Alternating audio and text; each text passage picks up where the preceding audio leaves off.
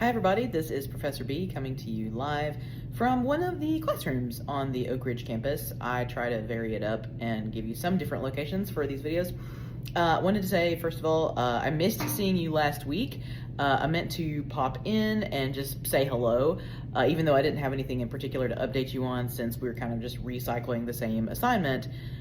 Due to the posting error where the actual module didn't go live for another 4 days. So I then, gave you more time to complete it. Monday morning quarterbacking, it probably wasn't really the worst thing for you to have more time to do that, because I realize now that, obviously with this being the first time I've done it on Momentum, making you finish the book and take the quiz over the book and do the discussion post might have been a lot. So you still have until tonight at 11:59 p.m. to complete all those things, to take your assessment on Tesmos over the end of Frankenstein, and to answer the discussion prompt about the shadow self, Frankenstein and the shadow self, and then you and what you think of as your shadow self. And I wanted you to have kind of read the whole novel to be able to kind of properly process that theory before you answer the question on your own. So you have, like I said, until 11:59 p.m. tonight to do all of those things. And I also wanted to let you know that I'm gonna go ahead and post the new module today. I'm gonna post it a little bit early because I don't think it's really anything that would mess with your current assignment. I don't want generally things to confuse you, but I don't really think it would hurt to go ahead and post this now. So I'll just talk you through it a little bit. The next task that you have should actually be kind of fun. You're going to be downloading, wherever you can get it, or streaming Jurassic Park, the movie Jurassic Park from 1993.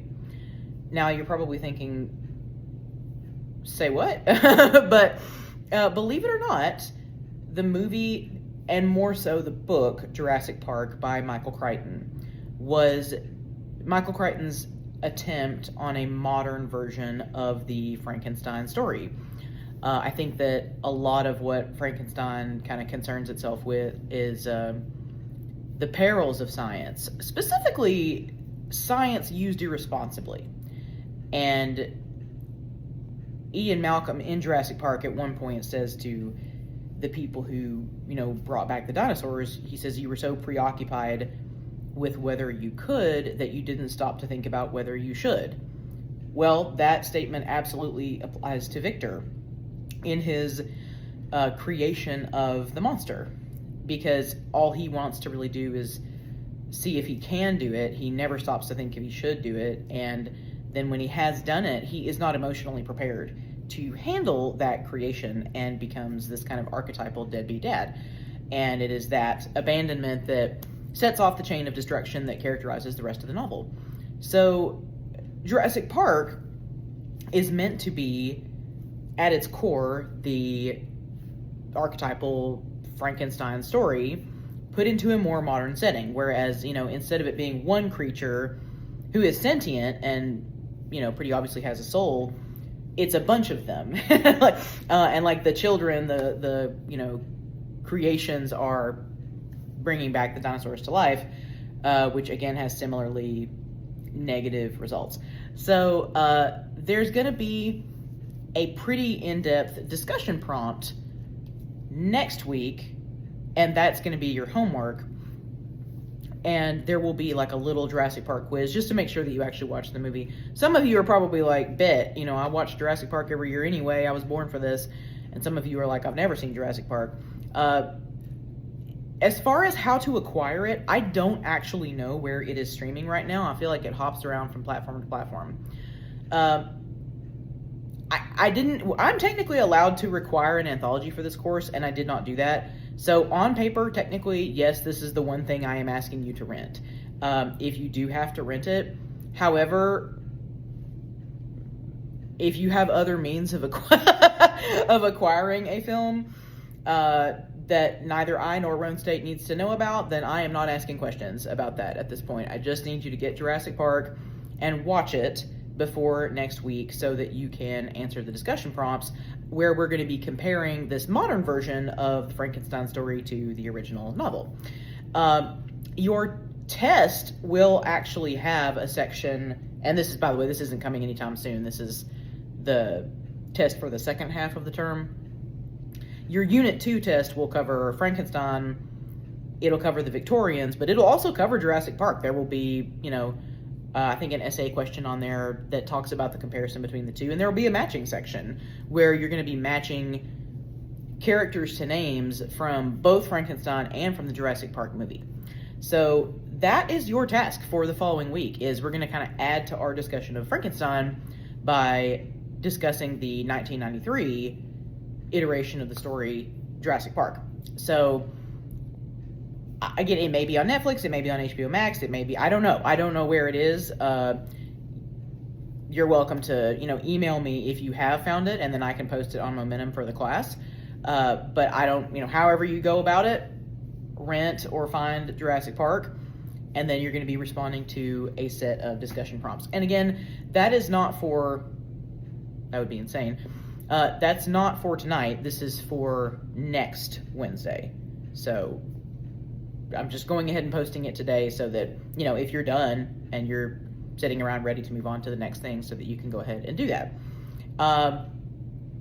I did also want to talk to you, speaking of movies, about Guillermo del Toro's Frankenstein, and it is on Netflix. I have not watched it, but it is getting really, really positive buzz, and I love Guillermo del Toro, and I think that it's poised to be a film that ultimately gets a lot of critical acclaim. Jacob Elordi plays the creature, but he's in full makeup. You can't really tell it's him, and Elizabeth is in there, and I think his dad is in there, and I think maybe there's a character that they removed. I have heard that there are some changes, but it would be really interesting if any of you have watched it after reading the book to get your opinions on it. So I'm actually offering, not that anybody needs it, but I'm offering an extra credit incentive for, if anybody wants to do it, to record themselves giving a kind of a casual video review of Del Toro's Frankenstein. It would just need to be at least a 4-minute long video. I would need you to tell me, first of all, your overall review. Did you like it? Would you recommend that I watch it? Number 2, what were the differences between the film and the book? Number 3, did you like the changes, or did you dislike them? And number 4, did you have a favorite part of the movie, or an aspect that you thought they did particularly well? So you wouldn't have to post it to the main Momentum website if you didn't want to. You could just email it to me. On the other hand, I can make a little place on the discussion board. I can make a little prompt for it, and anybody who wants to post their 4-minute video review of Frankenstein can do so in that channel and get extra points, and I'll just be curious to see what you have to say about it. So I don't remember if there's anything else, but yeah, I just wanted to tell you again, you're finishing the book and taking the quiz and doing the shadow self discussion is due tonight. The new module for next week is going to be find and watch Jurassic Park and answer the new set of discussion questions about it. And if you want to, for extra credit, feel free to watch the new Netflix version of the Frankenstein novel and let me know what you think. Overall review, changes from the book, your opinions about the changes from the book, and something, even if you didn't like the movie, something that you thought the film did very well, pointing out a positive aspect. So I will let you go. Thank you for watching. I hope that you all have a wonderful weekend and that you've been staying warm in kind of the cold turn that we've been having. And after we finish Jurassic Park, we will be moving into talking about the Victorians. So that will be more kind of smaller, bite-sized stuff like poems and short stories. Once we, now that we've finished the novel, there's not really any massive chunks of reading. So congratulations, way to go. And I hope you're having a good day. So I'm on the other end of the email if you need me, and I will see you in the next update video. Bye.